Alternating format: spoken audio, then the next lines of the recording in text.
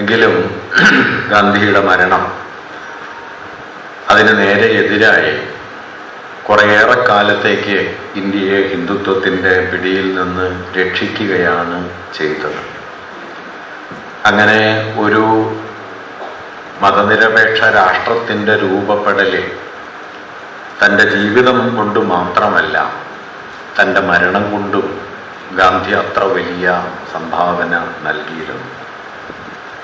ഗാന്ധിയുടെ വധത്തെക്കുറിച്ചുള്ള ചില ആലോചനകൾ അവതരിപ്പിക്കാനാണ് ഞാൻ ഇന്ന് മുതിരുന്നത്. ഈ അവതരണത്തിന് മുമ്പ് ഞാനൊരു കവിത വായിക്കാം എന്ന് കരുതുന്നു. നമ്മുടെ കാലത്തെ ഏറ്റവും വലിയ രാഷ്ട്രീയ കവികളിൽ ഒരാൾ കൂടിയായ PN ഗോപികൃഷ്ണൻ എഴുതിയ കവിതയാണ്. കവിതയുടെ പേര് 1948 ജനുവരി 30. 1948 ജനുവരി 30. ആ ശവശരീരം നോക്കി ജവഹർലാൽ ചുമരും ചാരിയിരുന്നു. തെറ്റിയിരിക്കുന്ന കണ്ണട മനു നേരെയാക്കി വച്ചു. ജീവിച്ചിരിക്കുമ്പോൾ സാധിക്കാത്ത പരിപൂർണതയിൽ. പുറത്ത് മുദ്രാവാക്യങ്ങൾ മുഴങ്ങുന്നുണ്ട്.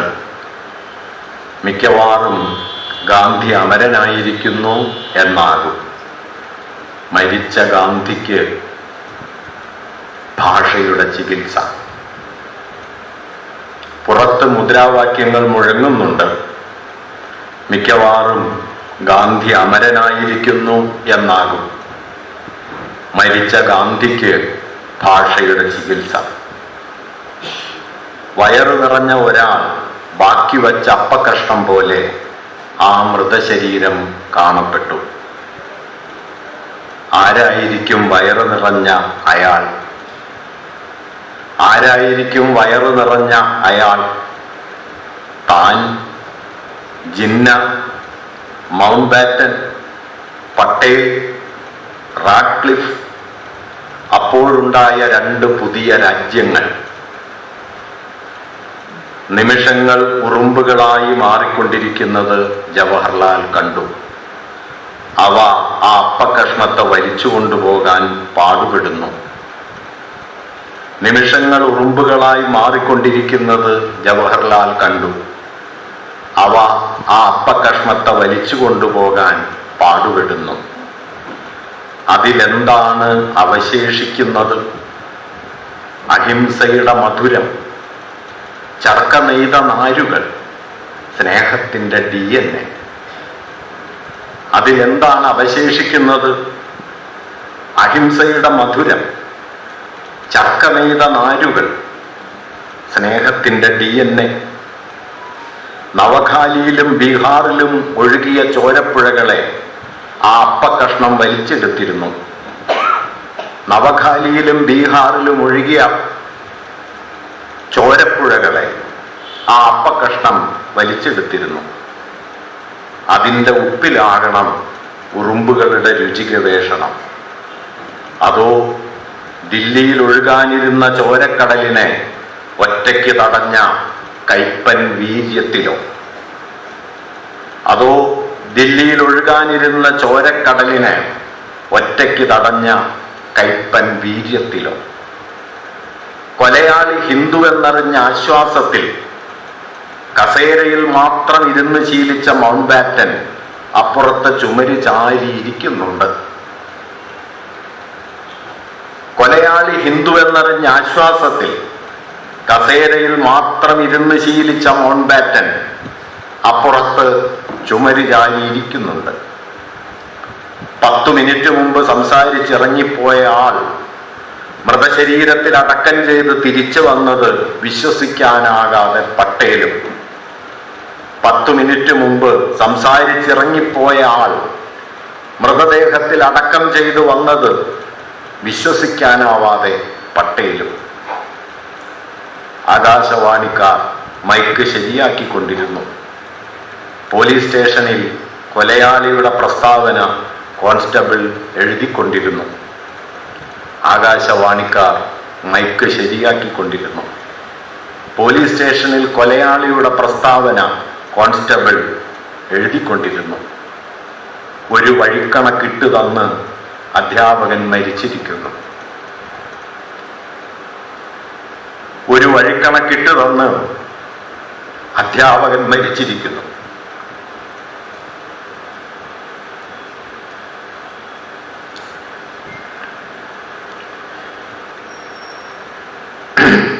ഇനി ഉത്തരം താൻ തന്നെ കണ്ടെത്തണം.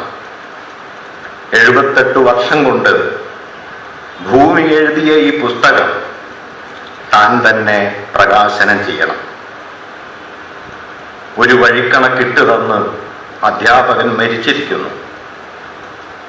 ഇനി ഉത്തരം താൻ തന്നെ എഴുതണം. 78 വർഷം കൊണ്ട് ഭൂമി എഴുതിയ ഈ പുസ്തകം താൻ തന്നെ പ്രകാശനം ചെയ്യണം. ജവഹർലാൽ മൈക്ക് കയ്യിലെടുത്തു. താൻ പൊട്ടിക്കരയാൻ പോകുന്നു അയാൾ വിചാരിച്ചു. ജവഹർലാൽ മൈക്ക് കയ്യിലെടുത്തു.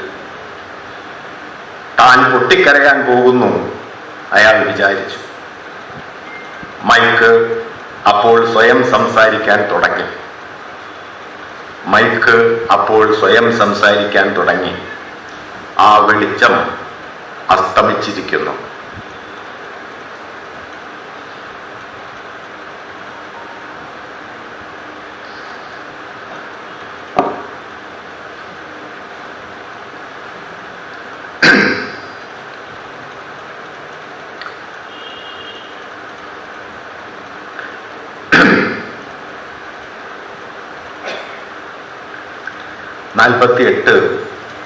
ജനുവരി 29 രാത്രി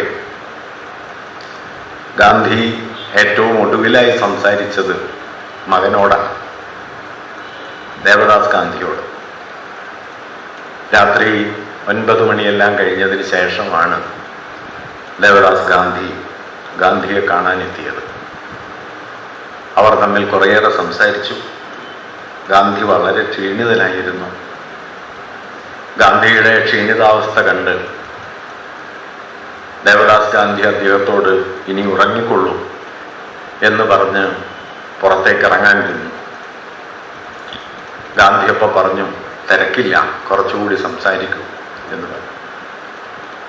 അല്പനേരം കൂടി സംസാരിക്കുന്നതിനിടയിൽ ഗാന്ധി ചുമയ്ക്കാൻ തുടങ്ങി. അദ്ദേഹം നിർത്താതെ ചുമച്ചുകൊണ്ടിരുന്നു. ചുമ നിൽക്കാതായ സമയത്ത് ഗാന്ധിയുടെ നിത്യസഹചാരിയായ മനു അദ്ദേഹത്തോട് ഇൻസുലിൻ അടക്കമുള്ള മരുന്നുകൾ എടുക്കണം എന്ന് പറഞ്ഞു. ഗാന്ധി പക്ഷെ അതിനോട് വിയോജിക്കുകയാണ് ചെയ്തത്. പിന്നീട് മനു രേഖപ്പെടുത്തുന്ന വാക്യങ്ങൾ ഇങ്ങനെയാണ്. ഗാന്ധി മനുവിനോട് പറഞ്ഞു, "If I died of illness, you should declare me as a false or hypocritical Mahatma." ഞാൻ രോഗാതുരനായാണ് മരിക്കുന്നതെങ്കിൽ ഞാനൊരു കപട മഹാത്മാവായിരുന്നു എന്ന് നിങ്ങൾ ലോകത്തോട് പ്രഖ്യാപിക്കണം.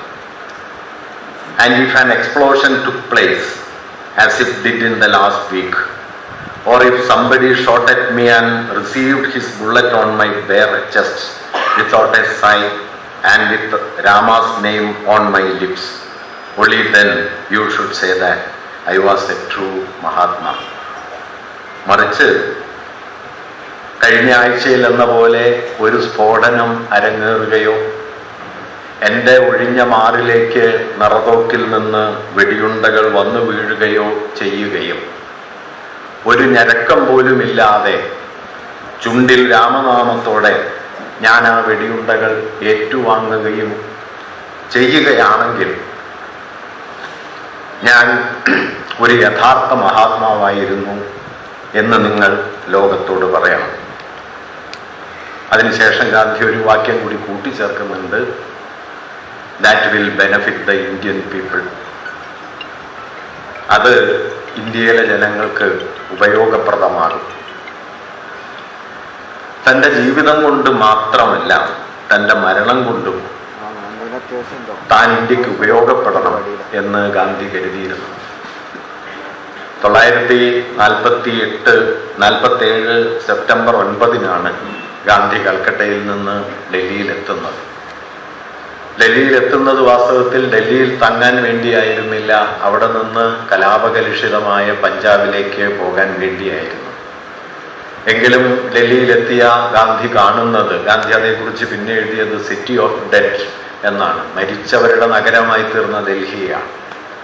അതുകൊണ്ട് ഡൽഹിയെ കൈവിട്ട് താൻ പഞ്ചാബിലേക്ക് പോകേണ്ടതില്ല എന്ന് തീരുമാനിക്കുകയും 1947 സെപ്റ്റംബർ 9 മുതൽ 48 ജനുവരി 30 വരെ 144 ദിവസങ്ങൾ അദ്ദേഹം ഡൽഹിയിൽ കഴിയുകയും കലാപം കൊണ്ട് ഏറ്റവും കലുഷിതമായി തീർന്ന ഡൽഹിയെ ശാന്തതയിലേക്ക് മടക്കിക്കൊണ്ടുവരികയും ചെയ്തു.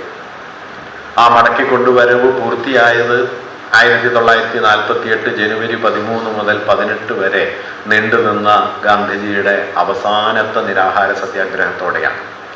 78 വയസ്സ് പിന്നിട്ട് കഴിഞ്ഞ, കിഡ്നിക്ക് പ്രവർത്തന തകരാറുകളുള്ള, കൃശഗാത്രനായ, അസ്ഥിയും തോലും മാത്രം ബാക്കിയായ ഒരു മനുഷ്യൻ ഇനിയൊരു നിരാഹാരത്തെ അതിജീവിക്കാൻ യാതൊരു സാധ്യതയുമില്ല എന്ന് രാജ്കുമാരി അമൃത്കൗറിനെ പോലെയുള്ള ആളുകൾ അന്ന് കരുതിയിരുന്നു.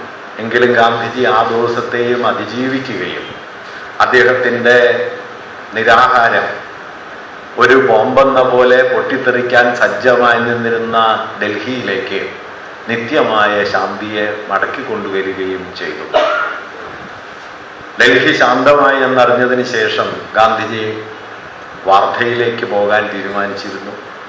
1948 ഫെബ്രുവരി 2 മുതൽ 10 ദിവസത്തോളം വാർധയിൽ തങ്ങിയതിന് ശേഷം തിരിച്ച് ഡൽഹിയിലെത്തി.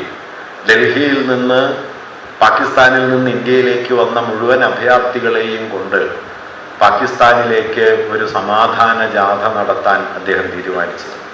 അദ്ദേഹത്തിൻ്റെ അവസാനത്തെ ജീവിത ലക്ഷ്യം അതായിരുന്നു. ഇന്ത്യയിൽ നിന്ന് മുഴുവൻ അഭയാർത്ഥികളെയും കൊണ്ട് പാകിസ്ഥാനിലെത്തുക, ഇവിടെ നിന്ന് പാകിസ്ഥാനിലേക്ക് അഭയാർത്ഥികളായി പോയ മുഴുവൻ മുസ്ലിങ്ങളെയും ഇവിടേക്ക് മടക്കിക്കൊണ്ടുവരികയും ചെയ്യുക. അങ്ങനെ വിഭജിക്കപ്പെട്ട രാജ്യത്തിൻ്റെ വിഭജനത്തെ തൻ്റെ സ്നേഹപാശം കൊണ്ട് ഇല്ലാതാക്കാം എന്ന അന്തിമമായൊരു ലക്ഷ്യത്തോടെയാണ് 1948 ജനുവരി 30 വാർധയിലേക്ക് പോകാനുള്ള ടിക്കറ്റ് എടുക്കാൻ, ഫെബ്രുവരി 2 വാർധയിലേക്ക് പോകാനുള്ള ടിക്കറ്റ് തയ്യാറാക്കാൻ അദ്ദേഹം തൻ്റെ അനുയായികളായ പാരയല്ലാവിനോടും അതുപോലെ ബിർള മന്ദിരത്തിൽ തനിക്കൊപ്പം വസിച്ചിരുന്നവരോടും പറയുന്നത്. ആ യാത്ര നടക്കുകയുണ്ടായില്ല. 48 ജനുവരി 30 രാവിലെ പതിവ് പോലെ 3 മണിക്ക് ഗാന്ധി ഉണർന്നു. 3:45 അദ്ദേഹം പ്രാർത്ഥനയ്ക്കായി പോയി. പ്രാർത്ഥന കഴിഞ്ഞ് അല്പം കഴിഞ്ഞ് അദ്ദേഹത്തിൻ്റെ ആരോഗ്യത്തെ കണക്കാക്കി തയ്യാറാക്കി കൊടുത്തിരുന്ന ചൂടുവെള്ളത്തിൽ തേനും നാരങ്ങാനീരും ചേലിച്ച പാനീയം മനു അദ്ദേഹത്തിന് എത്തിച്ചു കൊടുത്തു. ആഭ ഉണർന്നിട്ടുണ്ടായിരുന്നില്ല. ആഭ ഉണരാത്തതിനെ കുറിച്ച് ഗാന്ധിജിക്ക് അപ്പോൾ കുറച്ച് അലോസരം തോന്നുകയും ചെയ്തിരുന്നു. പിന്നീട് കുറേ നേരം അദ്ദേഹം അവസാനമായി താൻ തയ്യാറാക്കിയ രാഷ്ട്രീയ രേഖ, കോൺഗ്രസിന് പകരമായി നിലവിൽ വരണം എന്ന് അദ്ദേഹം ആഗ്രഹിച്ച ലോകസേവാ സംഘത്തിൻ്റെ കരട് ഭരണഘടന തയ്യാറാക്കിക്കൊണ്ടിരുന്നു. 8 മണിയോടെ അദ്ദേഹത്തിൻ്റെ സ്റ്റെനോഗ്രാഫറായ കല്യാണത്തിന് ആ കരടിൻ്റെ അവസാന പകർപ്പ് അദ്ദേഹം നൽകുകയും അത് അടിച്ച് തയ്യാറാക്കി പാരയലാലിന് നൽകാനും പാരയലാലിനോട് അത് പരിശോധിച്ച് തിരുത്തുകൾ ആവശ്യമുണ്ടെങ്കിൽ അത് വരുത്താനും ഗാന്ധിജി നിർദ്ദേശിച്ചു. 9 മണിയോടെ അദ്ദേഹം കുളിക്കാനായി പോയി. അദ്ദേഹത്തിൻ്റെ സഹായിയായ ബ്രിജ് കൃഷ്ണ അദ്ദേഹത്തിന് കുളിക്കാനുള്ള സൗകര്യങ്ങൾ ഒരുക്കി കൊടുത്തു. പിന്നാലെ അദ്ദേഹം പ്രഭാത ഭക്ഷണം കഴിച്ചു. പ്രഭാത ഭക്ഷണം അദ്ദേഹം കഴിക്കുന്നത് ആട്ടിൻപാലും അതുപോലെ പുഴുങ്ങിയ പച്ചക്കറികളും മാത്രമാണ്. ബ്രെഡ് പോലും കഴിക്കാൻ പറ്റുന്ന നിലയിലേക്ക് അദ്ദേഹത്തിൻ്റെ ശരീരം മടങ്ങിയെത്തിയിരുന്നില്ല. 78 വയസ്സിലെ 6 ദിവസം നീണ്ട നിരാഹാരം അദ്ദേഹത്തിൻ്റെ ദഹന പ്രക്രിയകളെ മുഴുവൻ സമ്പൂർണമായി തകരാറിലാക്കിയിരുന്നു. ആ സമയത്ത് അദ്ദേഹത്തിൻ്റെ സഹായിയായ മനു അദ്ദേഹത്തിന് രാത്രിയിൽ കഴിക്കാനുള്ള മരുന്ന് തീർന്നതുകൊണ്ട് മരുന്ന് തയ്യാറാക്കുന്നുണ്ട്. ഗാന്ധി രാത്രി അല്ലെങ്കിൽ സമയം കിട്ടില്ല, ഇപ്പോൾ അത് തയ്യാറാക്കാമെന്ന് മനു ഗാന്ധിയോട് പറയുന്ന സമയത്ത് ഗാന്ധി അവരോട് പറഞ്ഞത്, രാത്രിയിലേക്കുള്ള മരുന്ന് അപ്പോൾ തയ്യാറാക്കിയാൽ മതി, ഇരുൾ വീഴുന്നതിന് മുമ്പ് എന്തെല്ലാമാണ് സംഭവിക്കുക എന്ന് ആർക്കാണ് അറിയുക? രാത്രിയിൽ ഞാൻ ജീവനോടെ ഉണ്ടാകും എന്ന് എന്താണ് ഉറപ്പ്? അതുകൊണ്ട് രാത്രിയിലേക്കുള്ള മരുന്ന് രാത്രിയിൽ തയ്യാറാക്കിയാൽ മതി എന്ന് ഗാന്ധി അവരോട് പറയുന്നുണ്ട്. ഭക്ഷണം കഴിഞ്ഞ് ഗാന്ധി അല്പനേരം വിശ്രമിച്ചു. ദക്ഷിണാഫ്രിക്കയിൽ അദ്ദേഹത്തിൻ്റെ സഹപ്രവർത്തകനായിരുന്ന റുസ്തം സ്വരാബ്ജിയുടെ മകൻ ഗാന്ധിജിയെ കാണാൻ വന്നു. അവരുമായി സംസാരിച്ച് അല്പനേരം കഴിഞ്ഞ് ഗാന്ധിജിയുടെ അന്നത്തെ ആദ്യത്തെ 2 സന്ദർശകർ വന്നു. ഡൽഹിയിലെ 2 മുസ്ലിം മതപുരോഹിതന്മാരാണ്. മൗലാന ഹിസ്ഫുർ റഹ്മാനും മൗലാന അഹമ്മദ് സെയ്ദും ഗാന്ധിയെ കാണാൻ വന്നു. അവരോട് ഗാന്ധി ഡൽഹി ശാന്തമായോ എന്നാരാഞ്ഞു. ഡൽഹി ശാന്തമായെങ്കിൽ മാത്രമേ തനിക്ക് തൻ്റെ ആശ്രമത്തിലേക്ക്, സേവാഗ്രാമിലേക്ക് മടങ്ങാൻ കഴിയൂ എന്ന് അദ്ദേഹം അവരോട് പറഞ്ഞു. ഡൽഹി ശാന്തമായി എന്നും താങ്കൾക്ക് ഗാന്ധിജിക്ക് സംശയമില്ലാതെ, ഭയമില്ലാതെ വാർത്തയിലേക്ക് പോകാം എന്നും അവർ ആവശ്യപ്പെടുകയും ചെയ്തു. അല്പനേരത്തെ മയക്കത്തിന് ശേഷം ഗാന്ധി ദാരേലാലും സുധീർ ഘോഷ് എന്നു പേരായ അദ്ദേഹത്തിൻ്റെ മറ്റൊരു അനുയായിയുമായി സംഭാഷണത്തിൽ ഏർപ്പെട്ടു. സുധീർ ഘോഷ് വിദേശ പത്രങ്ങളിൽ ഗാന്ധി, നെഹ്റുവും പട്ടേലും തമ്മിലുള്ള അഭിപ്രായ ഭിന്നതയെക്കുറിച്ച് വന്ന വാർത്തകളെക്കുറിച്ച് ഗാന്ധിയോട് പറഞ്ഞു. ആ അഭിപ്രായ ഭിന്നത പരിഹരിക്കേണ്ടതുണ്ടെന്നും അന്ന് വൈകുന്നേരം താൻ പട്ടേലിനോട് ഇക്കാര്യം സംസാരിക്കുന്നുണ്ട് എന്നും ഗാന്ധി സുധീർ ഘോഷിനോടും ദാരേലാലിനോടും പറഞ്ഞു. ഉച്ചയോടെ ഗാന്ധി ബിർള മന്ദിരത്തിന് പുറത്ത് പുൽമൈതാനത്ത് വെയിലുകൊണ്ട് അതിഥികളെ സ്വീകരിക്കാൻ തുടങ്ങി. സന്ദർശകരായി ധാരാളം പേരുണ്ട്.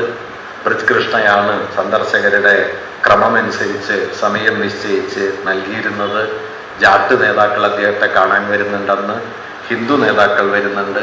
ശ്രീലങ്കയിൽ നിന്ന് ഡിസിൽവയും അദ്ദേഹത്തിൻ്റെ മകളും അദ്ദേഹത്തെ കാണാൻ വരുന്നുണ്ട്. ഡിസിൽവയുടെ മകൾ ഒരു പുസ്തകത്തിൽ ഗാന്ധിജിയുടെ ഒപ്പിട്ട് നൽകണം എന്ന് ആവശ്യപ്പെട്ടു. ആ പുസ്തകത്തിൽ ഗാന്ധിജി ഒപ്പിട്ട് നൽകുകയും ചെയ്തു. ഗാന്ധിയുടെ അവസാനത്തെ കയ്യൊപ്പ് ഈ ഡിസിൽവയുടെ മകൾക്ക് അന്ന് ഒപ്പിട്ട് നൽകിയതാണ്. ഉച്ചയ്ക്ക് 2 മണിയോടെ ലോകപ്രസിദ്ധരായ 2 ഫോട്ടോഗ്രാഫർമാർ ഗാന്ധിജിയെ കാണാനെത്തി. മാർഗറ്റ് ബുർക്ക്വൈറ്റും അതുപോലെ ഹെൻറി കാർട്ടിയ ബ്രസനും. മാർഗറ്റ് ബുർക്ക്വൈറ്റ് ഗാന്ധിയോട് ചോദിച്ചു, 125 വയസ്സുവരെ ജീവിക്കണം എന്ന ആഗ്രഹം എന്തുകൊണ്ടാണ് അങ്ങ് ഉപേക്ഷിച്ചത്? 947 ഒക്ടോബർ 2-ന് 78ാമത്തെ ജന്മദിനത്തിൽ ആശംസകൾ നേരാനെത്തിയവരോട് ഗാന്ധിജി പറയുന്ന വാക്യം, വാസ്തവത്തിൽ ഇന്ന് എനിക്ക് വേണ്ടത് ആശംസകളല്ല, അനുശോചന സന്ദേശമാണ്. ജീവിച്ചിരിക്കുന്നതിൽ ഞാൻ ലജ്ജിക്കുന്നു. 125 വയസ്സ് വരെ ജീവിക്കണം എന്ന എൻ്റെ ആഗ്രഹം ഞാൻ എന്നേക്കുമായി ഉപേക്ഷിക്കുന്നു. അന്ന് അത് വലിയ വാർത്തയായിരുന്നു. അതേക്കുറിച്ചാണ് ഈ മാർഗരറ്റ് ബുർക്ക്വൈറ്റ് ഗാന്ധിയോട് ചോദിച്ചത്. എന്തുകൊണ്ട് അങ്ങത് ഉപേക്ഷിച്ചു? ഗാന്ധിജി പറഞ്ഞത്, ഒട്ടും ഹിതകരമല്ലാത്ത കാര്യങ്ങൾ ലോകമെമ്പാടും നടക്കുന്നു, അതിനിടയിൽ ഒരു കാഴ്ചക്കാരനായി ജീവിക്കുന്നതിൽ അർത്ഥമില്ല എന്ന് അദ്ദേഹം അവരോട് പറയുന്നുണ്ട്. പിന്നാലെ 3:15 മണിയോടെ ലോകപ്രശസ്തനായ ഫോട്ടോഗ്രാഫർ, അദ്ദേഹമാണ്, നിങ്ങൾ ഒരുപക്ഷെ കണ്ടു കാണും, നെഹ്റു പ്രസംഗിക്കുന്ന ചിത്രം എടുക്കുന്നത്. ഗാന്ധി മരിച്ചതിന് ശേഷമുള്ള നെഹ്റു പ്രസംഗിക്കുന്ന ചിത്രം എടുക്കുന്നത് ഈ ഹെൻറി കാർട്ടിയ ബ്രസൻ എന്നു പേരായ ലോകപ്രസിദ്ധനായ ഫോട്ടോഗ്രാഫറാണ്. മിക്കവാറും ദിവസങ്ങളിൽ ഗാന്ധിയുടെ പത്രയോഗങ്ങളുടെ സമയത്ത് അദ്ദേഹം ഉണ്ട്, പക്ഷെ അന്നത്തെ ദിവസം അദ്ദേഹം ഉണ്ടായിരുന്നില്ല. ഹെൻറി കാർട്ടിയ ബ്രസൻ താനെടുത്ത ഗാന്ധി ചിത്രങ്ങൾ ചേർത്ത് വെച്ച ഒരു ആൽബം ഗാന്ധിജിക്ക് സമ്മാനിച്ചു. ഇതിനുശേഷം അദ്ദേഹത്തിൻ്റെ പ്രിയ സുഹൃത്തുക്കളിൽ ഒരാളായ രാധാ കുമുദ് മുഖർജി ഗാന്ധിജിയെ കാണാൻ എത്തിച്ചേർന്നു. പഞ്ചാബിൽ നിന്ന് മറ്റൊരു സംഘം, സിഖ് സംഘം എത്തിയിരുന്നു. തങ്ങൾ നടത്താൻ പോകുന്ന സമാധാന സമ്മേളനത്തിൻ്റെ അധ്യക്ഷനായിട്ട് ആരെയാണ് തീരുമാനിക്കേണ്ടത് എന്ന് ആരായാനാണ് അവർ വന്നത്. രാജേന്ദ്ര പ്രസാദിനെ അധ്യക്ഷനാക്കാനായിട്ട് അദ്ദേഹം നിർദ്ദേശിച്ചു. അദ്ദേഹം മുറിയിലേക്ക് 4 മണിയോടെ മടങ്ങി. 4 മണിയായപ്പോൾ പട്ടേൽ മകളോടൊപ്പം, മണിബെന്നോടൊപ്പം അദ്ദേഹത്തെ കാണാൻ എത്തിച്ചേർന്നു. അദ്ദേഹം മുറിയിലേക്ക് കടക്കുന്ന സമയത്ത്, ബിർള മന്ദിരത്തിനകത്തേക്ക് പോകുന്ന സമയത്ത് ചെയ്യേണ്ടത് UN ഖേബർ, രസിക്ലാൽ പരീഖ് എന്നു പേരായ രണ്ടുപേർ ഗാന്ധിജിയെ കാണാൻ എത്തിയിട്ടുണ്ട്. അവരോട് എന്താണ് പറയേണ്ടത് എന്ന് മനു അദ്ദേഹത്തോട് ചോദിക്കുന്നു. ഗാന്ധിജി അപ്പോൾ പറഞ്ഞ മറുപടി, പ്രാർത്ഥന കഴിഞ്ഞതിന് ശേഷമുള്ള പതിവ് നടത്തത്തിന്റെ സമയത്ത് അവരോട് സംസാരിക്കാം എന്ന് പറയൂ. ഒരു വാക്യം കൂടി അദ്ദേഹം കൂട്ടിച്ചേർത്തു, ഞാൻ ജീവിച്ചിരിക്കുന്നുണ്ടെങ്കിൽ എന്ന് കൂട്ടിച്ചേർത്ത് അദ്ദേഹം പട്ടേലുമായുള്ള സംഭാഷണത്തിനായി മുറിക്കകത്തേക്ക് പോന്നു. 4:15 മുതൽ 5 മണി കഴിഞ്ഞും അവരുടെ സംഭാഷണം തുടർന്നു.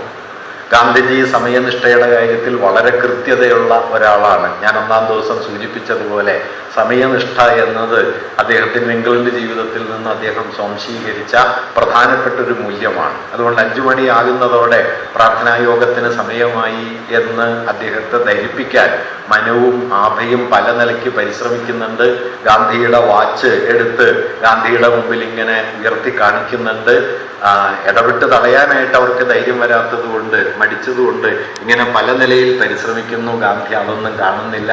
അവസാനം ഇവരുടെ ഈ ശ്രമം കണ്ട് പട്ടേലിന്റെ മകൾ മണിബെന്നാണ് പ്രാർത്ഥനായോഗത്തിന് സമയമായി എന്ന് പറഞ്ഞ് ഗാന്ധിജിയും പട്ടേലും തമ്മിലുള്ള സംഭാഷണം അവസാനിപ്പിച്ച് 5:10 ഗാന്ധിജി അദ്ദേഹം ബിർള മന്ദിരത്തിലെ തൻ്റെ മുറിയിൽ നിന്ന് പുറത്തിറങ്ങി. മനുവിൻ്റെയും ആഭയുടെയും തോളിൽ കൈയിട്ട് അദ്ദേഹം പ്രാർത്ഥനാവേദിയിലേക്ക് നടക്കാൻ തുടങ്ങി. പ്രാർത്ഥനായോഗത്തിലേക്ക് തൻ്റെ ഇടത് കൈ മനുവിൻ്റെ തോളിലും വലത് കൈ ആഭയുടെ തോളിലും പതുക്കെ താങ്ങായി വച്ച് ഗാന്ധിജി നടന്നു.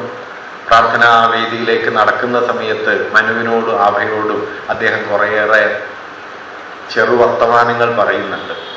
മനു അദ്ദേഹത്തോട് പറഞ്ഞു, ഇന്ന് താങ്കളുടെ വാച്ചിന് അതിനെ താങ്കൾ അവഗണിച്ചതായി തോന്നിയിരിക്കും. അപ്പൊ ഗാന്ധി പറഞ്ഞു, നിങ്ങൾ രണ്ടുപേർ എൻ്റെ സമയ സംരക്ഷകരായുള്ളപ്പോൾ ഞാൻ എന്തിനു വാച്ച് നോക്കണം? അപ്പൊ മനു പറഞ്ഞു, സമയ സംരക്ഷകരെയും അങ്ങിന്ന് നോക്കിയില്ല. അപ്പൊ ഗാന്ധി പറഞ്ഞു, അതിൻ്റെ കുറ്റം നിങ്ങൾക്കാണ്. അപ്പോൾ അത്രയും ഗൗരവമുള്ള ചർച്ചയായതുകൊണ്ട് ആണ് തടയാതിരുന്നത് എന്ന് മനു അതിന് വിശദീകരണം നൽകി. ഗാന്ധി പറഞ്ഞു, സമയനിഷ്ഠ വളരെ പ്രധാനമാണ്. ഒരു രോഗിക്ക് യഥാസമയം ചികിത്സ നൽകിയില്ലെങ്കിൽ, മരുന്ന് നൽകിയില്ലെങ്കിൽ രോഗി മരണപ്പെടും. അതുകൊണ്ട് സമയകൃത്യത പാലിക്കുക എന്നുള്ളത് നഴ്സിൻ്റെ ഉത്തരവാദിത്തമാണ്. അതിൽ മറ്റൊരു പരിഗണനയും വന്നുകൂടാ എന്ന് പറഞ്ഞു. തുടർന്ന് തനിക്ക് ഉച്ചയ്ക്ക് കഴിക്കാൻ വന്ന പുഴുങ്ങിയ ക്യാരറ്റിനെ കുറിച്ച് ഗാന്ധി കളിയായിട്ട് മനുവിനോട് ചോദിച്ചു, നീ എനിക്ക് ഉച്ചയ്ക്ക് കുതിരത്തീറ്റയാണോ തന്നത് എന്ന് ചോദിച്ചു. അപ്പൊ മനു കളിയായി തന്നെ പറഞ്ഞു, അതിനെ എരുമത്തീറ്റ എന്നാണ് പറയാറുള്ളത്. കസ്തൂർബ പറഞ്ഞിരുന്നത് എരുമത്തീറ്റ എന്നാണ്. അങ്ങനെ ഗാന്ധി ചിരിച്ചു. അല്പനേരം കഴിഞ്ഞ് ഗാന്ധി ഒരു വാക്യം കൂടി പറയുന്നു, ഒരു നിമിഷം പോലും പ്രാർത്ഥനായോഗത്തിന് വൈകുന്നത് ഞാൻ വെറുക്കുന്നു. അപ്പോഴേക്കും അദ്ദേഹം പുൽമൈതാനത്തിനടുത്തെത്തി. 5 പടികളുണ്ട് പുൽമൈതാനത്തിലേക്ക്. 5 പടികൾ കയറി അദ്ദേഹം മനുവിൻ്റെയും ആഭയുടെയും തോളിൽ നിന്ന് കൈകളെടുത്തു, കൈകൂപ്പി.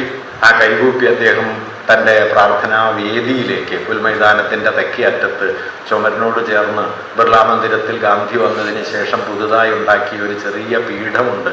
അവിടെ ഇരുന്നാണ് ഗാന്ധി സംസാരിക്കുക. അതിലേക്ക് ഗാന്ധി നടന്നു തുടങ്ങുന്നു. കാണാൻ വന്ന അപ്പോഴേക്കും ആ ദിവസങ്ങളായപ്പോഴേക്കും ഗാന്ധിയുടെ ഡൽഹിയിലെ ഇടപെടലിന് വലിയ ഫലങ്ങളുണ്ടായതിൻ്റെ പശ്ചാത്തലത്തിൽ 400-500 ആളുകളൊക്കെ പ്രാർത്ഥനായോഗത്തിൽ എത്തുമായിരുന്നു. ഗാന്ധി വന്ന സമയത്ത് ഗാന്ധിയുടെ പ്രാർത്ഥനായോഗത്തിൽ ബ്രിട്ടീഷ് ഹൈക്കമ്മീഷൻ നൽകുന്ന റിപ്പോർട്ട് 40-50 ആളുകൾ മാത്രമാണ് ആ ഘട്ടത്തിലുള്ളത് എന്നാണ്. അന്ന് 300 പേർ എന്ന് ഗോഡ്സെ പിന്നീട് മൊഴി നൽകുന്നുണ്ട്. 500ഓളം പേർ എന്നാണ് മറ്റു പല റിപ്പോർട്ടുകളും പറയുന്നത്. അവർ ഇരുപുറങ്ങളിലായിട്ട് ഗാന്ധിജിക്ക് വഴിയൊരുക്കി കൊടുത്തു. ഗാന്ധിജി അവരെ നോക്കി കൈകൂപ്പിക്കൊണ്ട് അതിന് നടുവിലൂടെ നടക്കുന്ന സമയത്താണ് അരികത്ത് നിന്നിരുന്ന നഥുറാം ഗോഡ്സെ വഴിക്കിടെ നടുവിലേക്ക് വരികയും ഗാന്ധിജിയുടെ കാൽപാദങ്ങളിൽ തൊടാനെന്ന മട്ടിൽ അദ്ദേഹം അല്പമൊന്ന് കുനിയുകയും ചെയ്തത്. ഗാന്ധിയുടെ പാദങ്ങളിൽ തൊട്ടു വണങ്ങാനാണ് എന്ന് ധരിച്ചിട്ട് മനു അദ്ദേഹത്തോട് പറഞ്ഞു, ബാപ്പുവിൻ്റെ സമയം വൈകിയിരിക്കുന്നു, തടസ്സപ്പെടുത്തരുത്, വഴിയൊഴിഞ്ഞു കൊടുക്കൂ എന്നാവശ്യപ്പെട്ടു. വളരെ ശക്തിയായി മനുവിനെ ഗോഡ്സെ തള്ളിയിട്ടു. തള്ളി മാറ്റി മനുവിൻ്റെ കയ്യിലുണ്ടായിരുന്ന പ്രാർത്ഥനാ പുസ്തകവും ജപമാലയും ഒക്കെ താഴേക്ക് ചെതറി വീണു. അതെടുക്കാനായി മനു കുനിയുന്ന സമയത്താണ് ഗോഡ്സെ നിവർന്നു നിന്ന് തൻ്റെ കയ്യിൽ കൈത്തോക്ക് കൊണ്ട്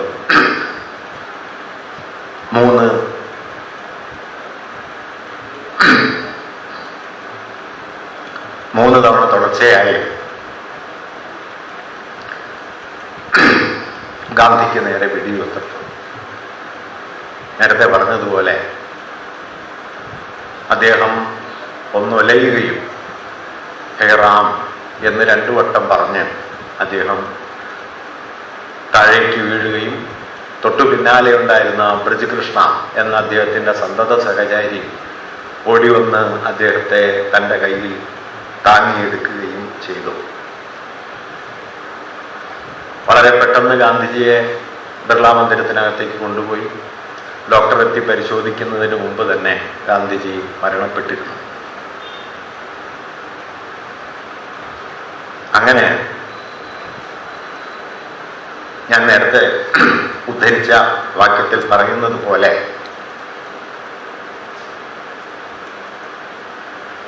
ഒരു വിലാപസ്വരവും ഇല്ലാതെ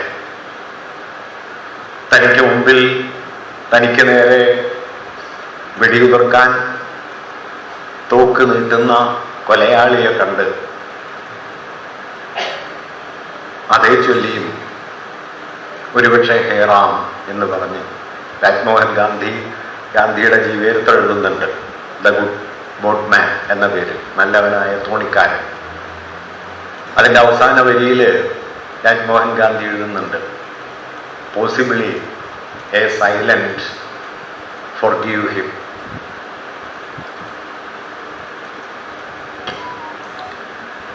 ഒരുപക്ഷെ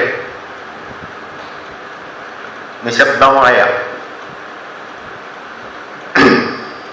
ഒരു പ്രാർത്ഥന കൂടി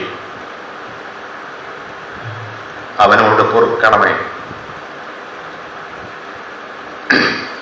എന്ന പ്രാർത്ഥനയോടുകൂടി 5/17 ഗാന്ധിജി വിടവാങ്ങി. അങ്ങനെ തൻ്റെ ജീവിതം കൊണ്ടെന്ന പോലെ ഗാന്ധി ഒടുവിൽ പറഞ്ഞ വാക്യം പോലെ, that will benefit the Indian people. തൻ്റെ ജീവിതം ഈ രാജ്യത്തെ മനുഷ്യർക്ക് എത്രമേൽ ഉപയുക്തമായി തീർന്നോ അത്ര തന്നെ ഈ രാജ്യത്തെ മനുഷ്യർക്ക് ഉപയുക്തമായി തീർന്ന ഒരു മരണത്തിലേക്ക് ഗാന്ധി അങ്ങനെയാണ് പ്രവേശിച്ചത്. 47 ഓഗസ്റ്റ് 15 സ്വാതന്ത്ര്യം കിട്ടുന്ന സമയത്ത് ഗാന്ധിജി കൽക്കട്ടയിലാണ്. കൽക്കട്ടയിലെ ബേലിയ ഘട്ട് എന്നു പേരായ ഒരു മുസ്ലിം ഭൂരിപക്ഷ പ്രദേശത്തെ തകർന്നു തുടങ്ങിയ ഒരു ചെറിയ കെട്ടിടത്തിൽ, ഹൈദരി മൻസിൽ എന്നു പേരായ ഇടിഞ്ഞു പൊളിഞ്ഞ ഒരു ചെറിയ കെട്ടിടത്തിൽ താമസയോഗ്യമായി ഏതാണ്ട് ഒരു മുറി മാത്രമുള്ള ഒരു ചെറിയ കെട്ടിടത്തിലാണ് ഗാന്ധിജി അന്ന് തങ്ങിയിരുന്നത്. അന്നെന്ന് മാത്രമല്ല, കുറേയേറെ ദിവസങ്ങൾ അദ്ദേഹം അവിടെയാണ് തങ്ങിയത്.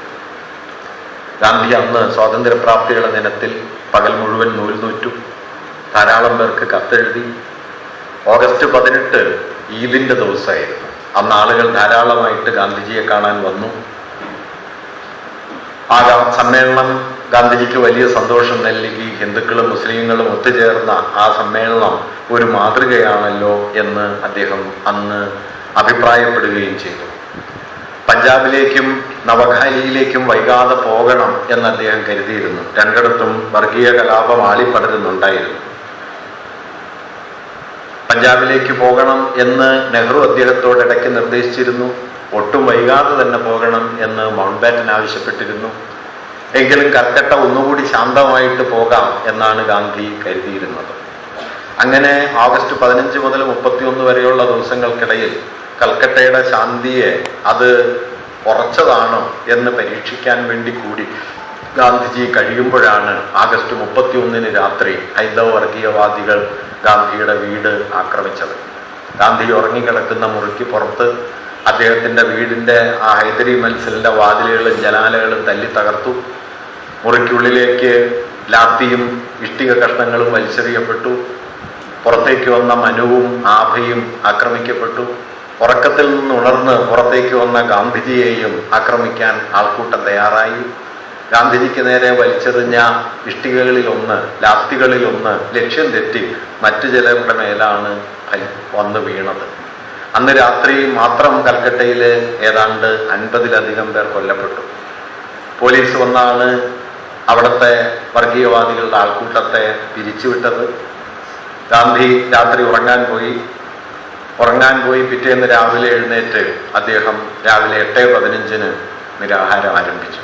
ഗാന്ധിയുടെ ജീവിതത്തിലെ അവസാന നിരാഹാരത്തിന് തൊട്ടു മുമ്പുള്ള സെപ്റ്റംബർ 1 മുതൽ സെപ്റ്റംബർ 4 വരെ നീണ്ടു നിൽക്കുന്ന നിരാഹാരം. കൽക്കട്ട അന്തിമമായ ശാന്തിയിലേക്ക് വരാതെ താൻ ആഹാരം കഴിക്കുന്നതല്ല എന്ന് അദ്ദേഹം പ്രഖ്യാപിച്ചു. ഗാന്ധിയുടെ നിരാഹാര പ്രഖ്യാപനം വന്നതിന് തൊട്ടു പിന്നാലെ കൽക്കട്ടയിൽ വലിയ മാറ്റങ്ങളുണ്ടായി. ആയിരക്കണക്കായ ആളുകൾ തെരുവിലിറങ്ങി. അവരെല്ലാം തന്നെ ആയുധങ്ങൾ പലയിടങ്ങളിൽ നിന്ന് സമാഹരിച്ച് ഗാന്ധിയുടെ മുമ്പിലെത്തിച്ചു. ഗാന്ധിയോടൊപ്പം കൽക്കട്ടയിലെ ബ്രിട്ടീഷ് സൈന്യത്തിലെ ആംഗ്ലോ ഇന്ത്യൻ സൈനികരും ബ്രിട്ടീഷ് സൈനികരും നിരാഹാരം അനുഷ്ഠിച്ചു. കുട്ടികൾ, കൽക്കട്ട സർവകലാശാലയിലെ കുട്ടികൾ ക്ലാസ്സുകളെല്ലാം ബഹിഷ്കരിച്ച് സമാധാന സേനയുണ്ടാക്കി. ശാന്തിദളം എന്ന പേരിൽ സമാധാന സേനയുണ്ടാക്കി. 4 ദിവസത്തിനുള്ളിൽ കൽക്കട്ട സമ്പൂർണമായ ശാന്തിയിലേക്ക് തിരിച്ചു വന്നു. സെപ്റ്റംബർ 4 വൈകുന്നേരം 6 മണിക്ക് ഗാന്ധിജി നിരാഹാരം അവസാനിപ്പിച്ചു. 1947 സെപ്റ്റംബർ 6 ഗാന്ധിജി നിരാഹാരം അവസാനിപ്പിച്ചതിന് ശേഷം പിന്നീട് ഇന്നുവരെ കൽക്കട്ടയിൽ ഗൗരവമേറിയ ഒരു വർഗീയതകളെയും നടന്നിട്ടില്ല. രാജഗോപാലാചാരി പിന്നീട് ഇതേക്കുറിച്ച് പറഞ്ഞു, ഗാന്ധി ജീവിതത്തിൽ പല അത്ഭുതങ്ങൾ നടത്തിയിട്ടുണ്ട്. നിരക്ഷരായ കോടാനുകൂടി മനുഷ്യരെ സമരമുഖത്തെത്തിച്ചിട്ടുണ്ട്. സത്യഗ്രഹം എന്ന സമരമാർഗത്തിലൂടെ ലോകത്തെ ഏറ്റവും വലിയ സൈനിക ശക്തിയെ പരാജയപ്പെടുത്തിയിട്ടുണ്ട്. അത്ഭുതങ്ങൾ പലതും അദ്ദേഹം ചെയ്തിട്ടുണ്ട്. പക്ഷെ അവയൊന്നും 4 ദിവസത്തെ നിരാഹാരത്തിലൂടെ അദ്ദേഹം കൽക്കട്ടയിൽ നേടിയ വിജയത്തോളം വലുതല്ല എന്ന് രാജഗോപാലാചാരി പറയുന്നു. മൗണ്ട്ബാറ്റൻ പിന്നീട് ഗാന്ധിജിക്ക് കത്തെഴുതി, പഞ്ചാബിൽ ഞങ്ങളുടെ സൈന്യത്തിൽ 66,000 സൈനികരും അവിടെ ലക്ഷക്കണക്കിന് മൃതശരീരങ്ങളുമാണ് ഉണ്ടായിരുന്നത്. കൽക്കട്ടയിൽ ഞങ്ങളുടെ സൈന്യത്തിൽ ഒരൊറ്റ ആൾ മാത്രമേ ഉണ്ടായിരുന്നുള്ളൂ. മഹാത്മാവേ, അങ്ങേക്ക് നന്ദി.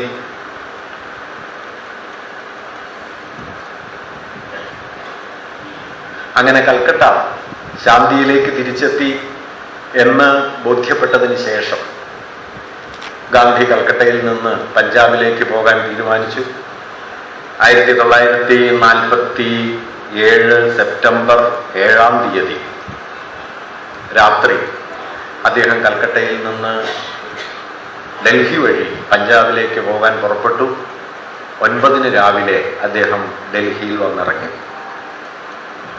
ഇക്കാലത്താണ് ഗാന്ധിജിയുടെ ഏറ്റവും പ്രസിദ്ധമായ പ്രസ്താവനകളിലൊന്ന് അദ്ദേഹം തയ്യാറാക്കിയത്. പ്രതിസന്ധിയുടെ മുഹൂർത്തങ്ങളിൽ നിങ്ങൾ എന്ത് ചെയ്യണം? ഓരോ പ്രതിസന്ധിയുടെ സന്ദർഭത്തിലും നിങ്ങൾ എന്താണ് ചെയ്യേണ്ടത് എന്നതിന് ഗാന്ധിജിക്ക് ഒരു ഉത്തരവുണ്ടായിരുന്നു. I will give you a talisman. Whenever you are in doubt, apply the following test. ഞാൻ നിങ്ങൾക്കൊരു ഉരകല്ല് തരാം. സംശയത്തിൻ്റെ ഓരോ മുഹൂർത്തങ്ങളിലും നിങ്ങളത് പ്രയോഗിക്കുക. Recall the face of the poorest and weakest man whom you may have seen.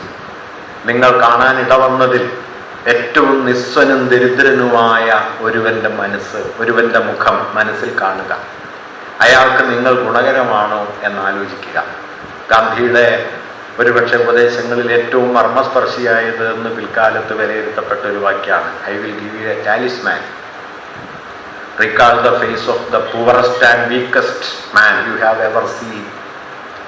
അത് ഈ ഘട്ടത്തിലാണ് ഗാന്ധിജി തയ്യാറാക്കുന്നത്. 1948 ഓഗസ്റ്റ് സെപ്റ്റംബർ ഘട്ടത്തിലാണ് ഈ നിർദ്ദേശം അദ്ദേഹം തയ്യാറാക്കിയത്. പോകുന്നതിന് മുമ്പ് രണ്ടുപേർക്ക് ഗാന്ധി സവിശേഷമായി ആദരാഞ്ജലികൾ അർപ്പിച്ചു.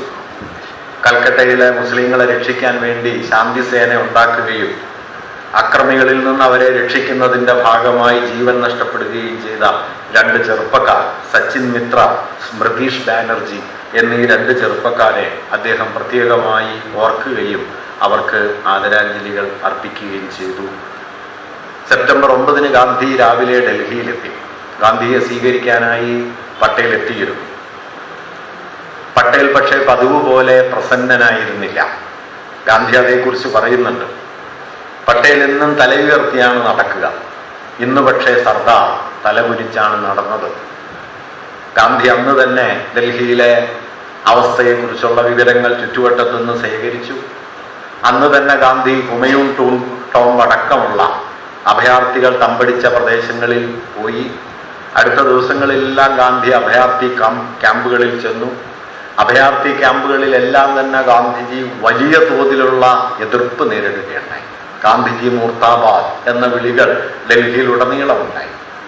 ഗാന്ധിജി ബിർള മന്ദിരത്തിലാണ് താമസിച്ചിരുന്നത്. സാധാരണ അദ്ദേഹം ഡൽഹിയിൽ താമസിക്കുന്നത് ഭംഗി കോളനിയിലാണ്, തൊട്ടികളുടെ കോളനിയിലാണ്.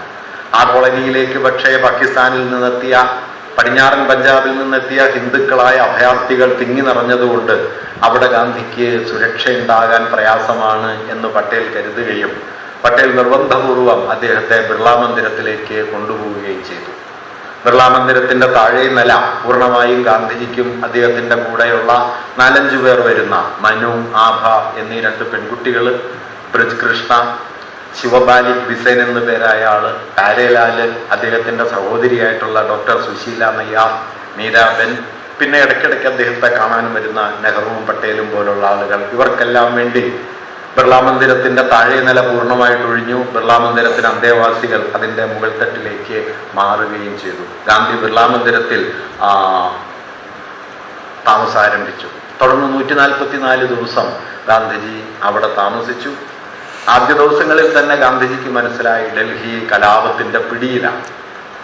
പഞ്ചാബിലേക്ക് പോകേണ്ടതില്ല എന്ന് ഗാന്ധി തീരുമാനിച്ചതിനൊരു കാരണം, ഡൽഹി കൈവിട്ടു പോയാൽ പിന്നെ രാജ്യത്തെ തിരിച്ചു പിടിക്കാൻ കഴിയില്ല എന്ന് ഗാന്ധിജി മനസ്സിലാക്കിയിരുന്നു.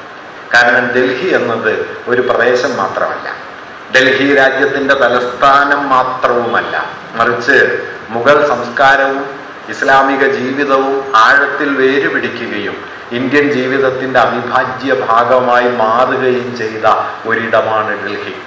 ആ ഡൽഹിയെ കലാപത്തിന് വിട്ടുകൊടുത്തു കഴിഞ്ഞാൽ പിന്നെ ഇന്ത്യ അവശേഷിക്കില്ല എന്ന് ഗാന്ധി കരുതി. അതുകൊണ്ട് ഡൽഹിയെ കൈവിട്ട് പഞ്ചാബിലേക്ക് പോകേണ്ടതില്ല, ഡൽഹി ശാന്തമായതിനു ശേഷം പഞ്ചാബിലേക്ക് പോകാം എന്ന് ഗാന്ധി തീരുമാനിക്കുകയും അദ്ദേഹം നിരന്തരമായി അഭയാർത്ഥി കോളനികളിലെത്തുന്നു, നാനാതരത്തിലുള്ള പരിശ്രമങ്ങൾ നടത്തുന്നു. സെപ്റ്റംബർ മുതൽ ഏതാണ്ട് ഡിസംബർ വരെ നീളുന്ന 3-4 മാസത്തിനിടയിൽ അദ്ദേഹത്തിന്റെ ചെറുതും വലുതുമായ നിർത്താത്ത പരിശ്രമങ്ങളിലൂടെ പതിയെ പതിയെ ഡൽഹി ശാന്തമാകാൻ തുടങ്ങുന്നു. ഒക്ടോബർ 2 മഹാത്മാഗാന്ധിയുടെ ജന്മദിനമായിരുന്നു, അവസാനത്തെ ജന്മദിനം, 78ാമത്തെ ജന്മദിനം. അന്നത്തെ പ്രാർത്ഥനായോഗത്തിലാണ് അദ്ദേഹം പറഞ്ഞത്, ജീവിച്ചിരിക്കുന്നതിൽ ഞാൻ ലജ്ജിക്കുന്നു. അപ്പോഴേക്കും ഗാന്ധി പ്രാർത്ഥനായോഗങ്ങളിൽ ഉടനീളം ഒരു ഗാനം ആലപിച്ചു കൊണ്ടിരുന്നു. ടാഗോറിന്റെ പ്രസിദ്ധമായ ഒരു കവിത, ഏകലേ ചലോരെ, നിങ്ങൾ പറയുന്നത് അവർ ചെവിക്കൊള്ളുന്നില്ലെങ്കിൽ തനിയെ നടക്കുക. അതായിരുന്നു ഗാന്ധി പ്രാർത്ഥനായോഗങ്ങളിൽ ആലപിച്ചുകൊണ്ടേയിരുന്ന അവസാന കാലത്തെ ഗാനം, ഏകലേ ചലോരെ. അങ്ങനെ തനിയെ നടക്കുന്ന ഒരാളായി ഗാന്ധി ഡൽഹിയിലെത്തി. പക്ഷെ ഗാന്ധി ഡൽഹിയിൽ എത്തിയതിനു ശേഷം ഫലത്തിൽ ഇന്ത്യ ഗവൺമെന്റിന്റെ എല്ലാ തരത്തിലുള്ള പ്രവർത്തനങ്ങളും ഗാന്ധിയുടെ ഉപദേശ നിർദ്ദേശങ്ങൾ കൂടി പരിഗണിക്കപ്പെട്ട നിലയിലായിരുന്നു.